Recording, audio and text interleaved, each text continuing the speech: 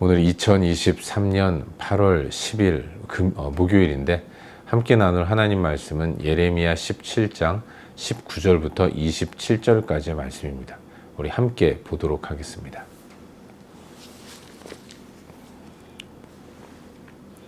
예레미야 17장 19절부터 27절까지 말씀 우리 함께 읽도록 하겠습니다.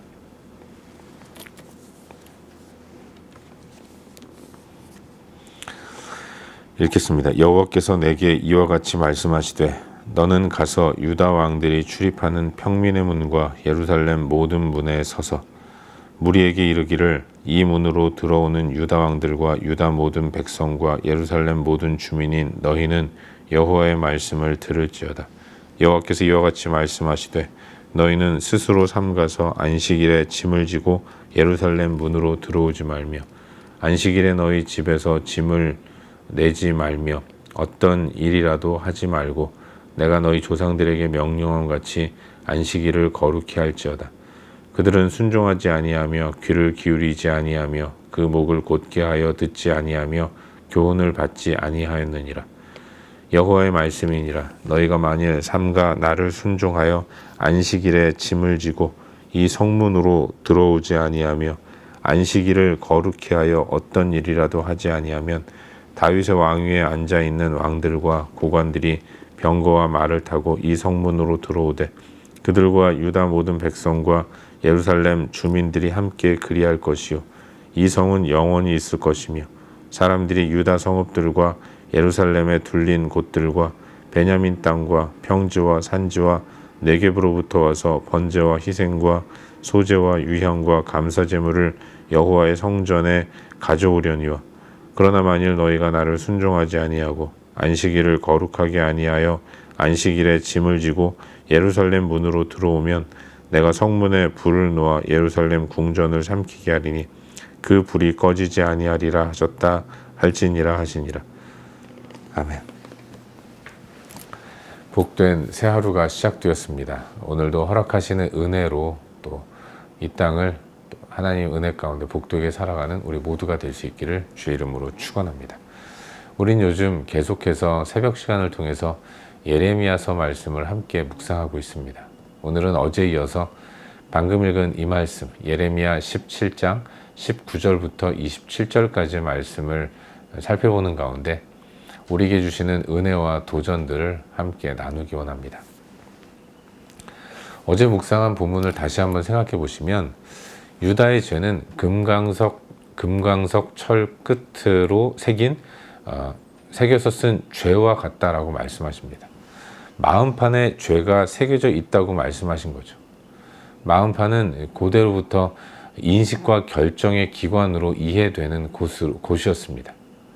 그 중요한 행동의 결정인 마음판이 죄가 새겨져 있을 만큼 심각하게 문제가 있기 때문에 그래서 인간의 하는 모든 행위들은 다 잘못된 선택, 악한 길로 나아갈 수밖에 없는 거죠.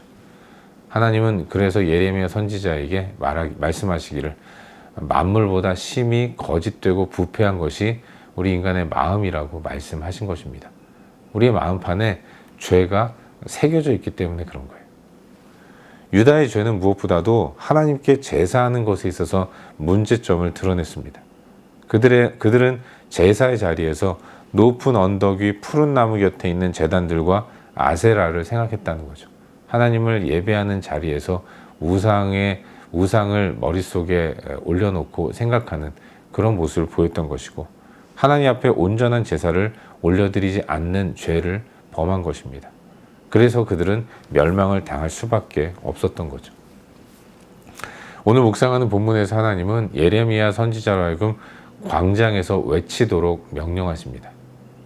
고관들과 모든 백성들이 듣는 가운데 하나님의 뜻을 선포하도록 명령하시는 거예요.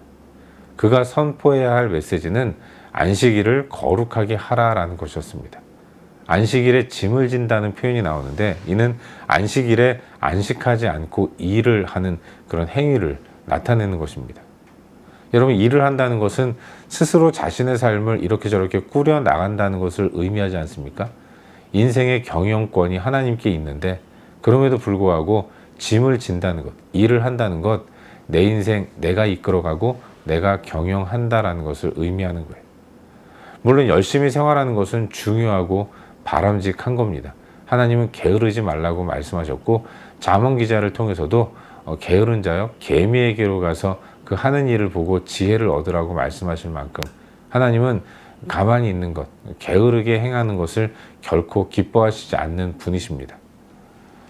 하지만 우리의 삶에 소위 먹고 사는 문제는 우리의 몫이 아니라 하나님의 몫이라는 것이죠. 그걸 인정하는 행위가 일주일에 하루, 안식일에 아무것도 하지 않고 일을 하지 않고 지내는 것이라는 것을 성경은 계속해서 끊임없이 우리에게 말씀해 주고 계신 것입니다.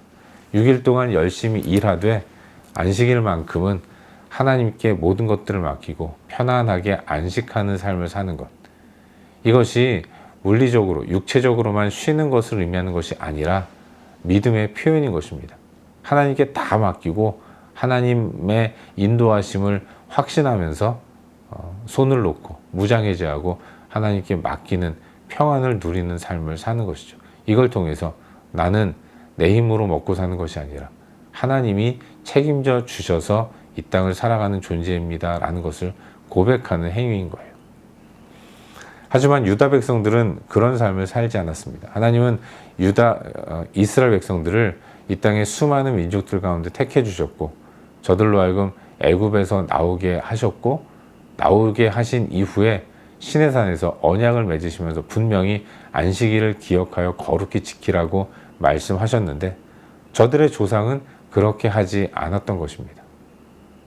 안식을 통해 하나님이 채워주시는 것으로 먹고 산다라는 것을 묵상하는 가운데 진정한 생명 되시는 여호와 하나님을 의지하고 더욱 의뢰하는 삶을 살아가도록 안식일을 지키는 삶을 명령하셨지만 그러나 저들은 여느 날과 다르지 않은 자기 욕망의 실현으로 안식일을 사용했던 것이죠.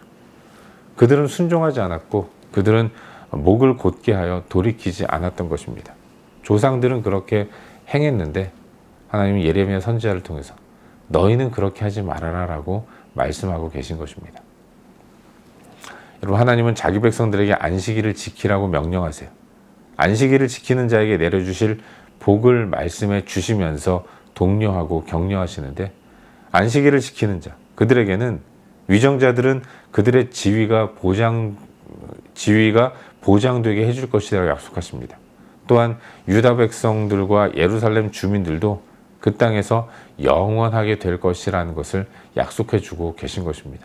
안식일을 기억하는 가운데 내 삶의 모든 주인 되는 권리와 경영권이 하나님께 있음을 인정할 때 이와 같은 복을 얻게 된다고 약속해 주고 계신 것입니다.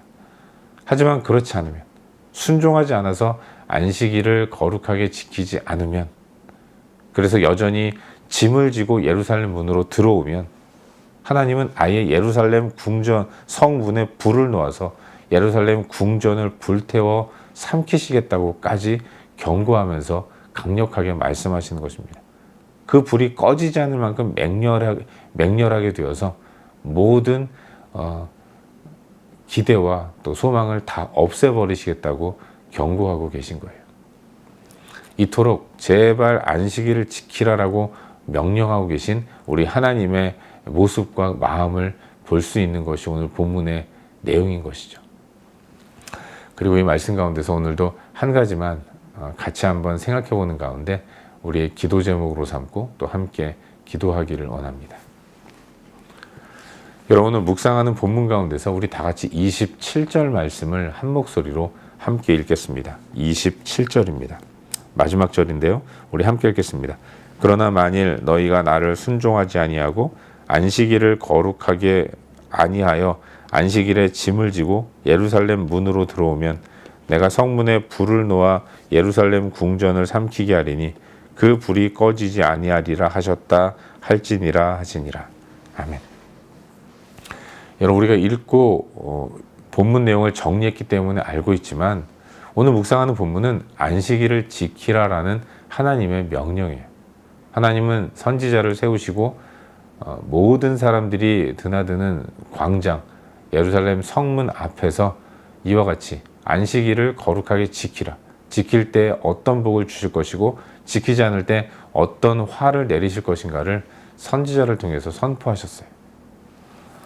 근데 여러분, 이 안식일에 짐을 지고 예루살렘 문으로 들어오지 말라라고 말씀하셨는데 이게 바로 안식일을 지키는 모습이다라고 말씀하십니다. 여러분, 짐이라는 게 무엇일까요? 안식일에 짐을 진다고 할 때 짐, 이것은 자기의 삶을 의미하는 겁니다.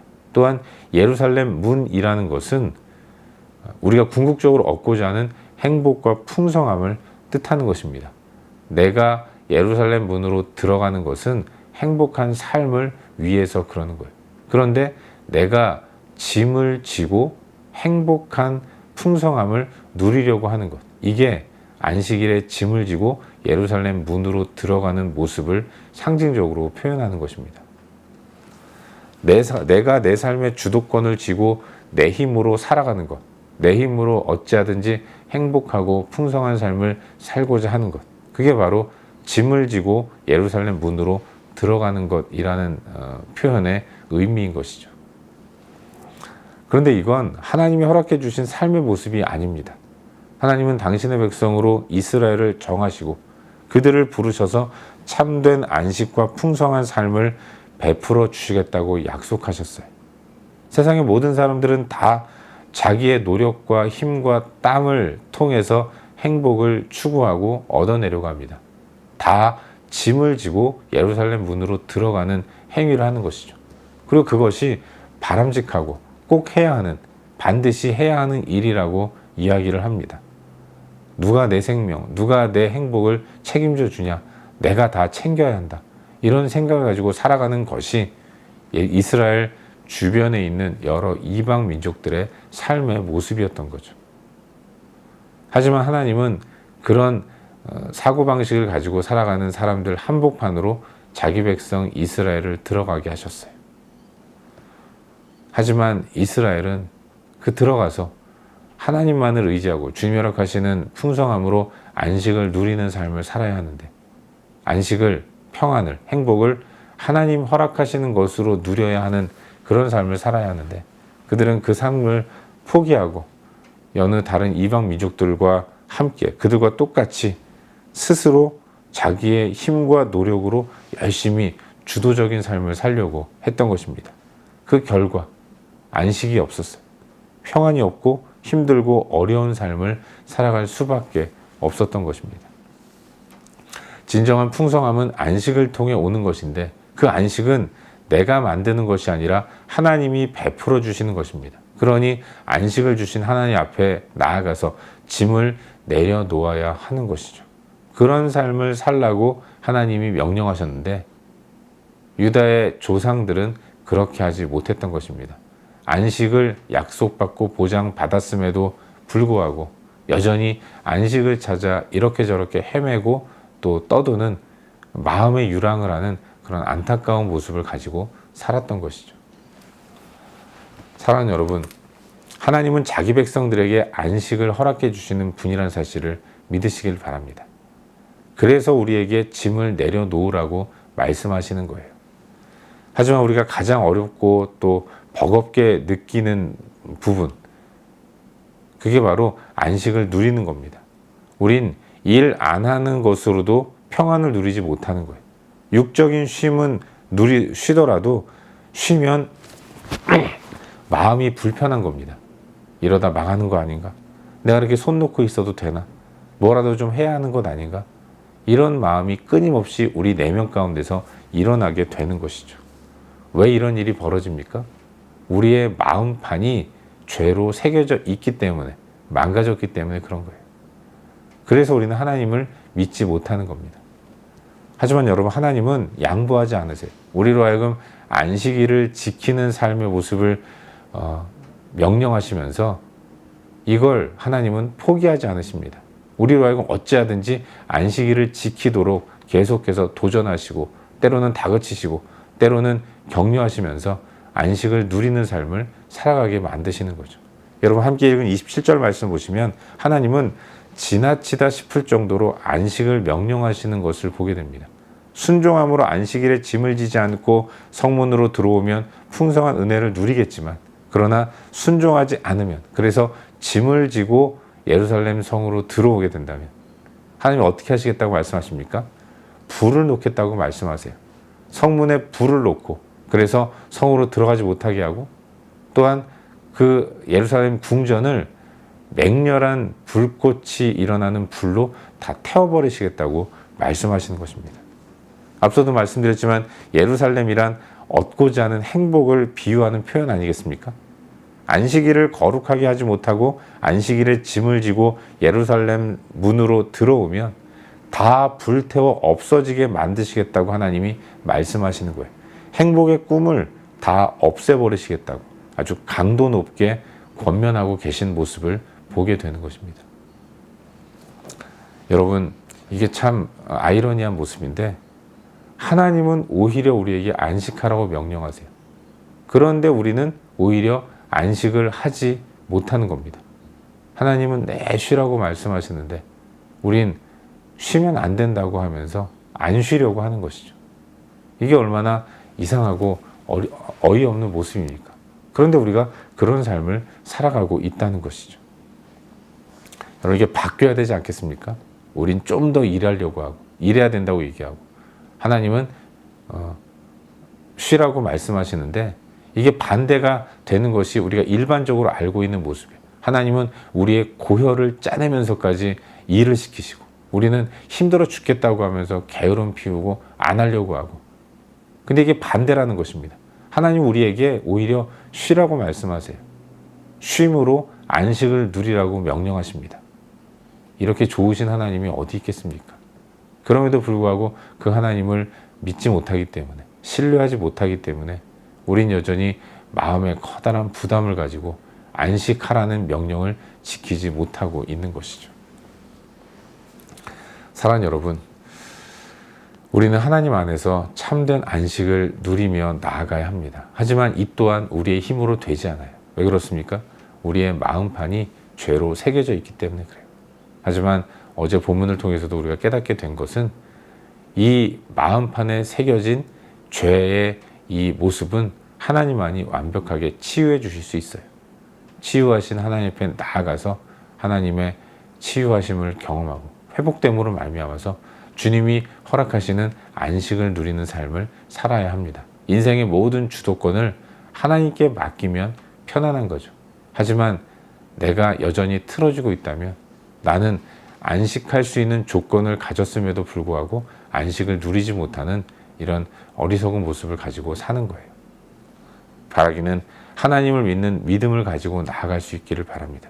주를 신뢰하는 믿음으로 안식을 누리는 삶을 살아갈 수 있기를 바라요. 그런 믿음을 달라고 기도하면서 하루를 사는 저와 여러분, 우리 모두가 될 수 있기를 주의 이름으로 축원합니다. 기도하겠습니다. 함께 기도할 때 주신 말씀 붙들고 기도하기로 원하는데, 오늘도 주여 나에게 믿음을 주시옵소서. 주를 신뢰함으로 안식을 누리며 살아가게 하여 주시옵소서. 오늘도 주신 말씀 붙들고 함께 기도하시고, 또 여러 가지 중보할 영역들을 위해서 기도하신 이후에 각자 개인적인 기도 제목 가지고 기도하시다가 일상의 삶의 자리로 나아가도록 하겠습니다. 함께 기도하겠습니다.